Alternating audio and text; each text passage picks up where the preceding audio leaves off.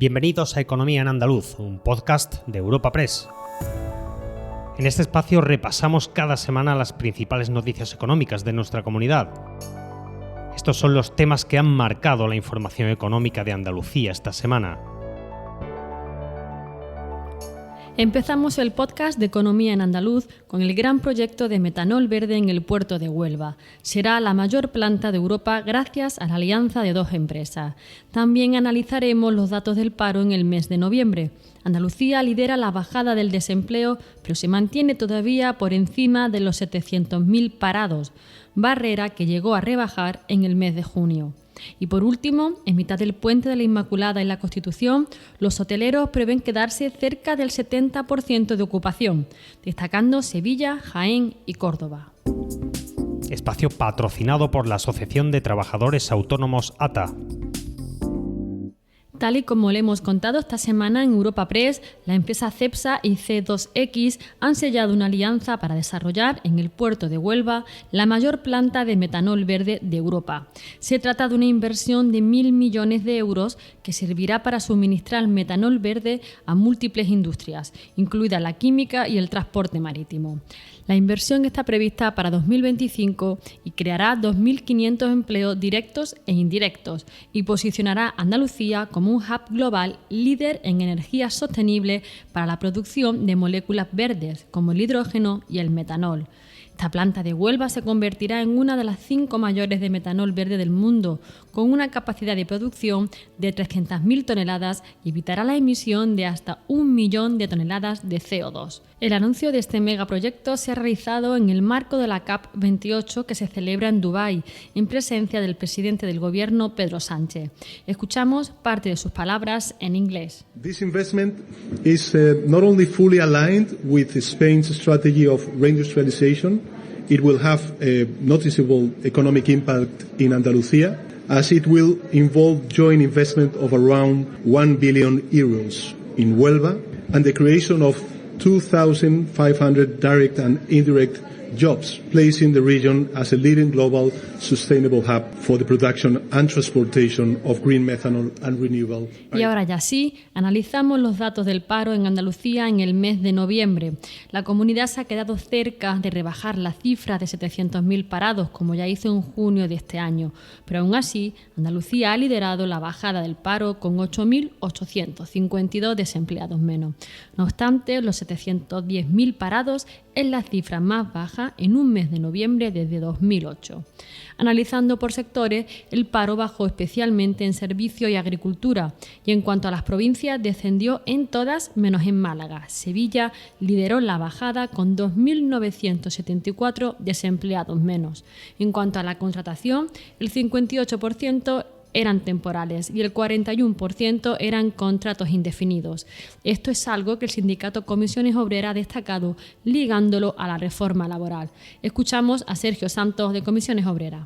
A pesar de esos agoreros que decían que con la reforma laboral vendría el caos en las empresas y el caos en la economía, todo lo contrario, la reforma laboral ha venido para traer más empleo y mejor empleo. Ahora mismo en Andalucía hemos cerrado el mes de noviembre con más del 41% de contratos indefinidos. Estos son datos muy importantes, ya que hace tan solo año y medio el número de contratos temporales suponía más del 95% en nuestra comunidad, con lo cual la estabilidad en el empleo no existía. En la misma línea, y aún mejorando las cifras, el sindicato UGT ha llamado la atención sobre la situación de los trabajadores y recalca que sigue siendo complicada para muchas familias. Julián Vilella, de UGT Andalucía. También debemos seguir recordando que 1 de cada 4 parados españoles es andaluz o andaluza y que un 30% de los desempleados siguen sin percibir prestaciones económicas y los que la perciben están por debajo de la media estatal y además están por debajo del salario mínimo interprofesional. No obstante, valoramos positivamente el descenso estacional, pero ello no indica que haya que apostar fuertemente por la industrialización sostenible de nuestra comunidad, que es el verdadero déficit. Por su parte, el sindicato CESIF llama a un cambio del modelo productivo en la comunidad, de manera que no sea tan dependiente del sector servicio. Así lo explicaba Germán Girela, de CESIF Andalucía. El modelo productivo andaluz carece de estabilidad y la bajada del paro conocida hoy debe mantenerse con el impulso de la creación de empleo de calidad.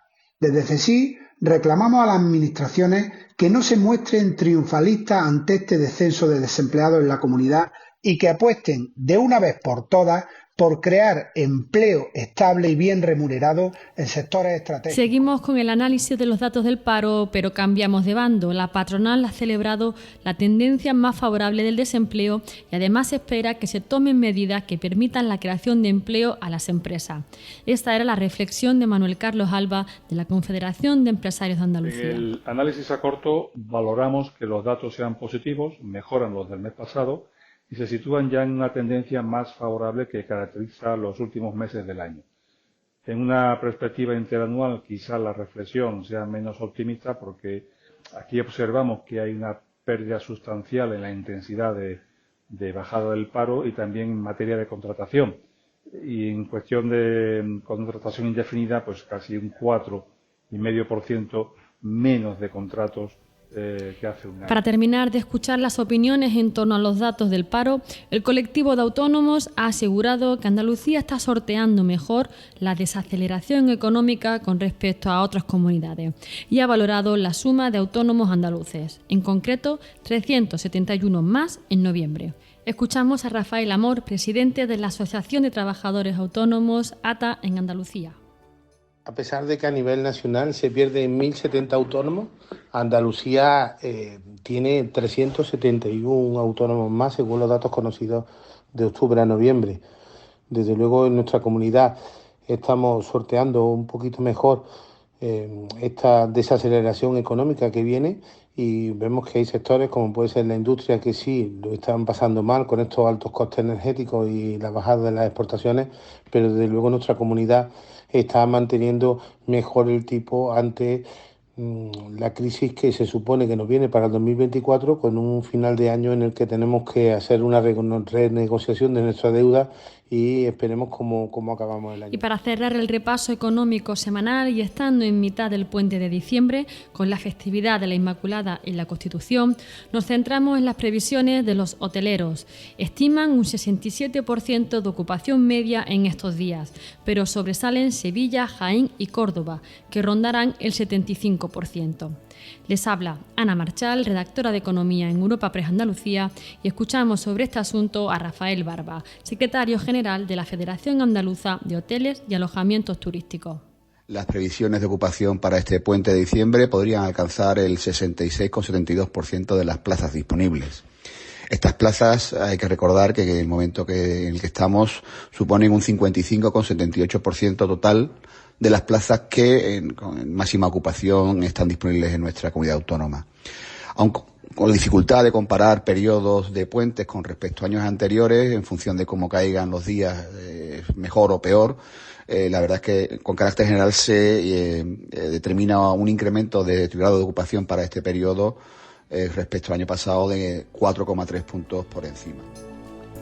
Recuerda que puedes encontrar estas y otras muchas noticias económicas en la sección Andalucía, en nuestra web europapress.es. Puedes suscribirte a este programa y al resto de podcast de Europa Press a través de Spotify, Apple Podcast, iVoox o Google Podcast.